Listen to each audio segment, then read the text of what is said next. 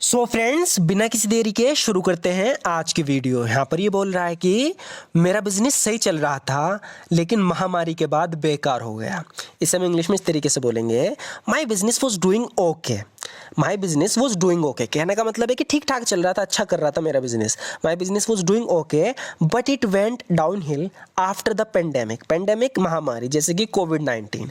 तो बता रहा है कि my business was doing okay but it went down hill after the pandemic. मेरा बिजनेस सही चल रहा था लेकिन महामारी के बाद बेकार हो गया, नुकसान में चला गया। मैं बिजनेस करने में बिल्कुल भी अच्छा नहीं हूँ। अगर आपने कल की वीडियो देखी हो तो मैंने उसमें बताया था, उस वीडियो में कोई किसी से पूछ रहा था कि क्या तुम कुकिंग में अच्छे हो, क्या तुम खाना बनाने में अच्छे हो। तो पता है उसने क्या जवाब दिया था? उसने कहा था कि yes I have the knack for cooking. Yes I have the knack for it, या yes I have the knack for cooking. To have knack for something का मतलब होता है कि तुम उसमें अच्छे हो, तुम्हारे अंदर स्किल है वो करने की, तुम्हारे अंदर टैलेंट है। लेकिन यहाँ पर बात निगेटिव में चल रही है, कह रहा है कि मैं बिजनेस करने में बिल्कुल भी अच्छा नहीं हूँ। तो यहाँ पर हम डोंट का यूज़ करेंगे, जैसे कि I don't have the knack for doing business at all. अगर हम डोंट हटा दें तो हम बोलेंगे कि I have the knack for doing business, कि मैं बिजनेस करने में अच्छा हूँ, मेरे अंदर टैलेंट है, मेरे अंदर स्किल है। आई have the knack for doing business. लेकिन यहाँ पर निगेटिव में तो हम बोलेंगे I don't have the knack for doing business at all. मैं बिजनेस करने में बिल्कुल भी अच्छा नहीं हूँ। अगर स्विमिंग की बात चल रही है, जैसे कल की वीडियो में हमने कहा था कि I have the knack for swimming, यानी मैं स्विमिंग करने में अच्छा हूँ। तो जब भी आप किसी चीज़ में बताना चाह रहे हो कि मैं अच्छा हूँ, तो वहाँ पर हम यूज़ करते हैं हैव द नेक, ये एडवांस वे है बोलने का। जैसे कि I don't have the knack for doing business at all, मैं बिजनेस करने में बिल्कुल भी अच्छा नहीं हूँ। आगे देखते हैं, कह रहा है कि कंपनी को बड़ा नुकसान हुआ।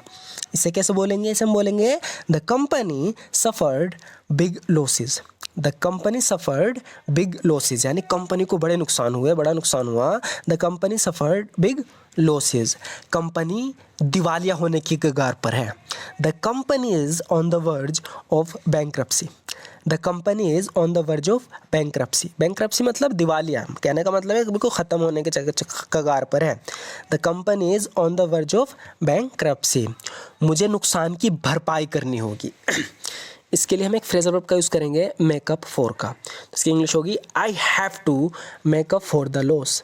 आई have to make up for the loss, यानी मुझे जो नुकसान हुआ उसकी भरपाई करनी होगी। I have to make up for the loss.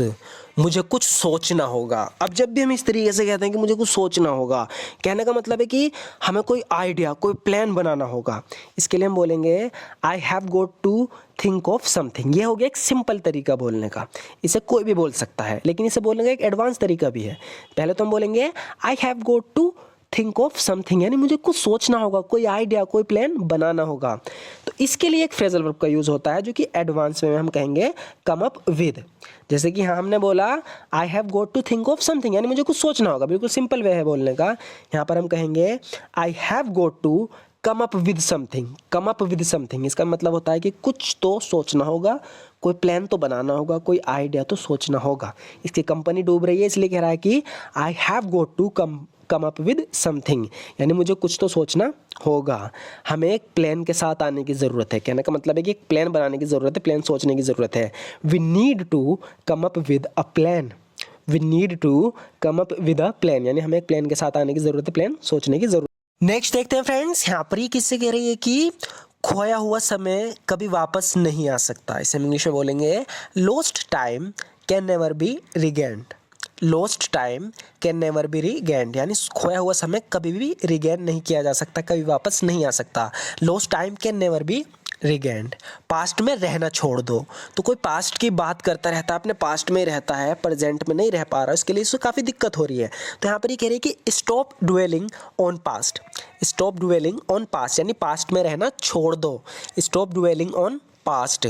तुमसे बात करते करते समय का पता ही नहीं चला।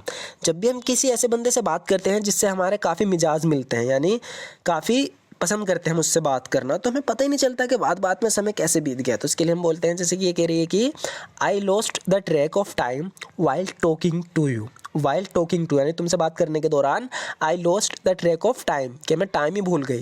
कह रही है कि तुमसे बात करते करते ना समय का पता ही नहीं चला। I lost the track of time while talking to you. I lost the track of time while talking to you. तुमसे बात करते करते समय का पता ही नहीं चला। मैं व्यस्त हूँ, मुझे जाना होगा।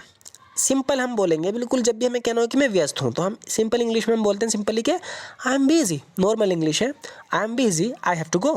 आई am busy, I have to go, मैं व्यस्त हूँ, मुझे जाना होगा। अब इसके बोलने के कुछ एडवांस तरीके भी देखते हैं। हम ऐसे बोल सकते हैं कि आई एम स्वाम्प्ड।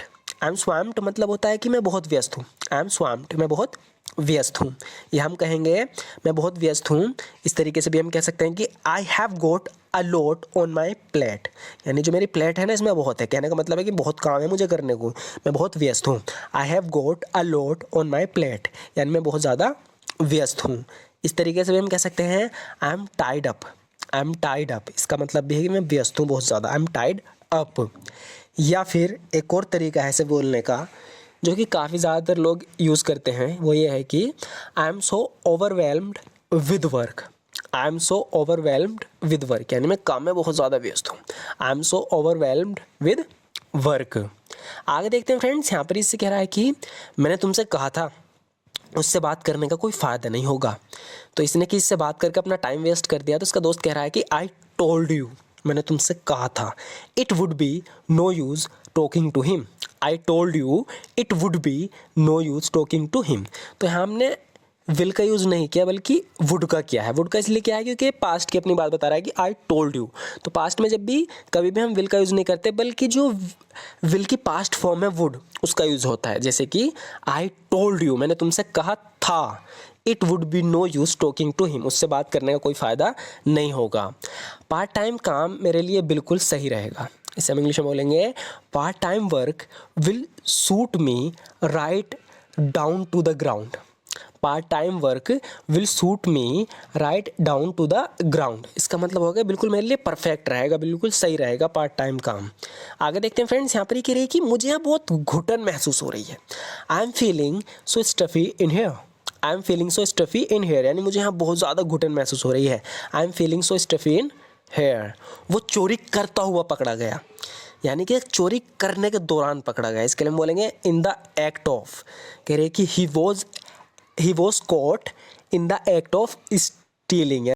अगर मैं गलत नहीं हूं तो तुम डॉक्टर हो। यहाँ पर ये एक आदमी को देखकर इसे लग रहा है कि ये बंदा डॉक्टर है, तो उससे जाके कह रहा है कि you are a doctor if I am not mistaken. कह रहा है कि अगर मैं गलत नहीं हूं तो तुम डॉक्टर हो। You are a doctor if I am not mistaken.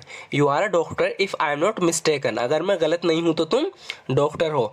ऐसा लगता है मैं तुमसे कहीं मिला था। कह रहा है कि it seems that I met you somewhere. It seems that I met you somewhere, यानी ऐसा लगता है मैं तुमसे कहीं मिला था। It seems that I met you somewhere, तुम्हारा चेहरा ये जाना पहचाना सा लगता है। Your face it seems familiar. Your face it seems familiar, ये कह रहा है कि तुम्हारा चेहरा ये जाना पहचाना सा लगता है। Your face it seems familiar. माफ़ करना दोस्त लेकिन तुम गलत हो। ये कह रहा है कि sorry pal but you are mistaken. So friends, pal मतलब दोस्त, sorry pal but you are mistaken, माफ़ करना दोस्त लेकिन तुम गलत हो, तुमने मुझे कोई और समझ लिया। तो ऐसा होता है ना कि किसी को देख के हम कंफ्यूज हो जाते हैं, धोखा खा जाते हैं, हम उसे कुछ कोई और मान लेते हैं। तो ऐसे ही यहाँ इससे कह रहा है कि तुमने मुझे कोई और समझ लिया। इसे इंग्लिश में बोलेंगे you mistook me for someone else. You mistook me for someone else, यानी तुमने मुझे कोई और समझ लिया। You mistook me for someone else. मैं वो व्यक्ति नहीं हूँ जो तुम सोचते हो मैं हूँ। आई am not the person you think I am. I am not the person you think I am.